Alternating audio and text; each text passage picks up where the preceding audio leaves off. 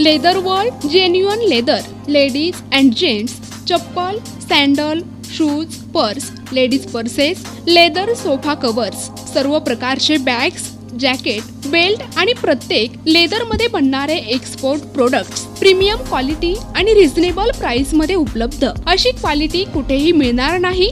लेदरची 100% guarantee. पत्ता Ahmednagar, bungalow number 4, BSNL office पाठीमागे, hotel अशोकाजवळ, अहमदनगर. संपर्क क्रमांक 9604 32 78 63. छत्रपती संभाजीनगर, निशा बाफना प्लाझा, आकाशवाणी समोर, राज क्लॉथ स्टोअर्स जवळ, जालना रोड, छत्रपती संभाजीनगर. संपर्क क्रमांक 92 84 14 65 54. अकोला लोकसभा मतदारसंघाचे भारतीय जनता पार्टी, शिवसेना, राष्ट्रवादी काँग्रेस पार्टी, महायुतीचे उमेदवार अनुप संजय धोत्रे यांच्या प्रचारार्थ शिवसेना नेते तुकाराम दुधे यांनी मेळाव्याचे आयोजन केले असून या महायुतीच्या मेळाव्याला हजारो नागरिकांची उपस्थिती लाभली होती. अकोला लोकसभा मतदारसंघाचे भारतीय जनता पार्टी, शिवसेना, राष्ट्रवादी काँग्रेस पार्टी, महायुतीचे उमेदवार अनुप संजय धोत्रे यांच्या प्रचारार्थ महायुतीच्या मेळाव्याचे आयोजन करण्यात आले होते. या मेळाव्याला प्रमुख अतिथी म्हणून आमदार रणधीर सावरकर, शिवसेनेचे रामेश्वर पवळ, राष्ट्रवादी काँग्रेस पार्टीचे लोकसभा समन्वयक संदीप पाटील, भाजपचे जिल्हाध्यक्ष किशोर मांगटे पाटील, राष्ट्रवादीचे जिल्हाध्यक्ष कृष्ण अंधारे, शिवसेनेचे विठ्ठल सरब, माजी आमदार बळीराम सिरस्कार, भाजपा महानगराध्यक्ष जयंत मसने, चंद्रशेखर पांडे गुरुजी, उमेशप्पा भुसारी, पप्पू मोरवाल, शिवसेना उपजिल्हाप्रमुख योगेश बुंदेले, वैशाली निकम, ज्योती ताले, छाया मानकर यांच्यासह महायुतीचे पदाधिकारी व्यासपीठावर उपस्थित होते. यावेळी मान्यवरांनी अकोला लोकसभा मतदारसंघामधील महायुतीचे युवा तडफदार उमेदवार अनुप धोत्रे यांना विजयी करून युवा खासदार म्हणून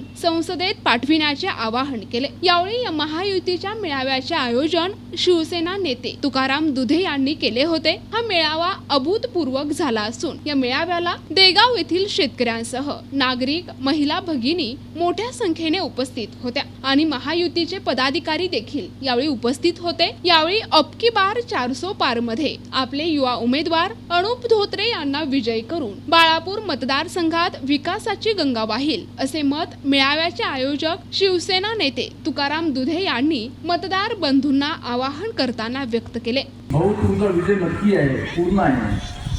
कारण की खरी शिवसेना तुमच्यासोबत आहे, शिल्लक सेना तुमच्यासोबत आहे. उरली काँग्रेस, काहीच पक्षाची राष्ट्रवादी त्यांच्यासोबत आहे, पण राष्ट्रवादी पण तुमच्यासोबत पूर्ण ताकदीनं आहे. आज देशाचा विचार केला आपण तर गेल्या 10 वर्षात जो विकास माननीय मोदीजींच्या नेतृत्वात या ठिकाणी झालेला आहे, त्या विकासाकडे लोकांचं लक्ष आहे. त्या विकासाकडे पाहूनच प्रत्येक जण मतदान करणार आहे. कोणत्याही भूलथापाला कोणी बळी पडणार नाही. यापुढे सुद्धा माननीय अनिल भाऊ आपल्या हातून या मतदारसंघाचा विकास व्हावा याकरिता ही जनता आतुर आहे. बरेच जण बोलणार आहेत, अनुभवनं पण जायचं आहे. त्यामुळे मी फक्त एवढंच आपल्याला सांगू इच्छितो की येणाऱ्या 26 तारखेला प्रत्येकाने आपापली जबाबदारी समजून महायुतीतील प्रत्येक कार्यकर्त्यांनी, प्रत्येक घटकांनी आपण स्वतः उमेदवार आहोत, आपण स्वतः उमेदवाराचे कार्यकर्ते आहोत, या अनुषंगाने काम करून जास्तीत जास्त मतदान आपल्याला त्या दिवशी काढायचं आहे. कारण की 26 तारखेला लग्नाची तीथ आहे, खूप दाट आहे. त्यामुळे सकाळी 10 वाजेच्या आत आपण 50%च्या वर कसं आपलं मतदान करून घेऊ शकतो याची काळजी आपण या ठिकाणी घ्यायची आहे.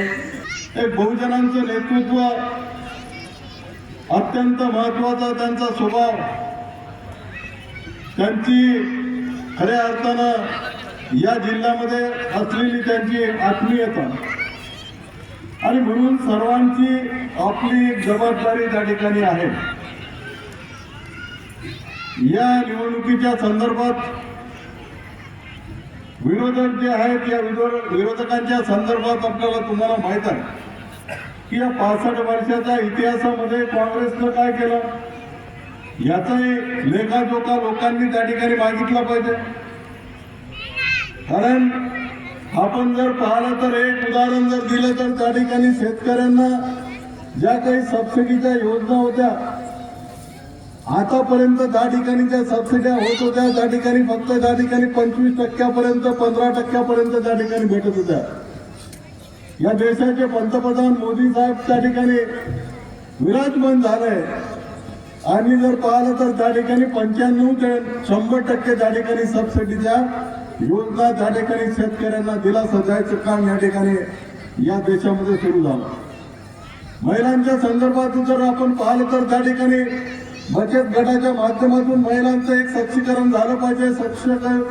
एक सशक्त महिला त्या ठिकाणी या भारतामध्ये उभी झाल्या पाहिजेत आणि त्यांच्या माध्यमातून त्यांच्या कुटुंबाला एक आर्थिक मदत त्या ठिकाणी झाली पाहिजे. ही भूमिका जर कोणी घेतली असेल तर या ठिकाणी आदरणीय मोदी साहेबांनी घेतली.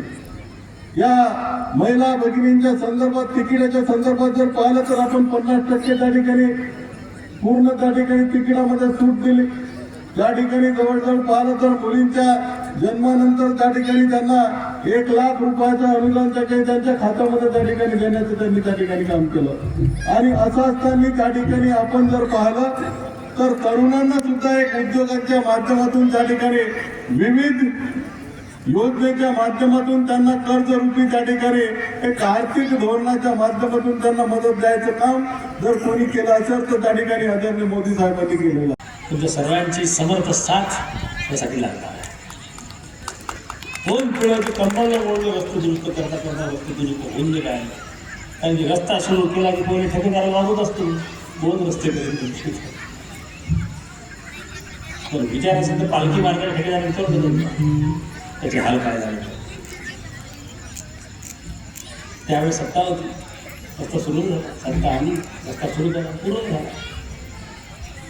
देवाचा आशीर्वाद आहे की त्यांची कृपा आहे मला माहिती. परंतु हे वातावरण बदललं पाहिजे.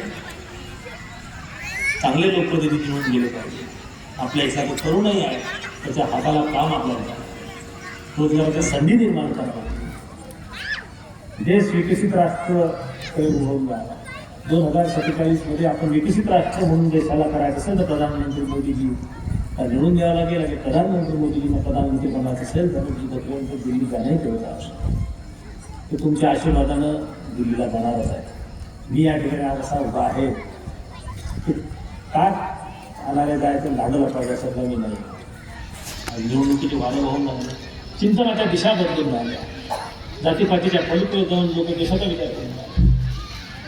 आणि म्हणून आपण सर्वांनी इकडचे नेतृत्व समोर बसलेले माझ्या भावांनो सर्वांनी मतरूपी आशीर्वाद अनुभवून द्यावे ही हा विनंती तुम्हाला करतो.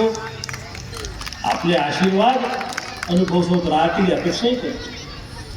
आपण आमच्या वतीने लोकांपर्यंत जाऊन ते आशीर्वाद मागा ही विनंती करतो.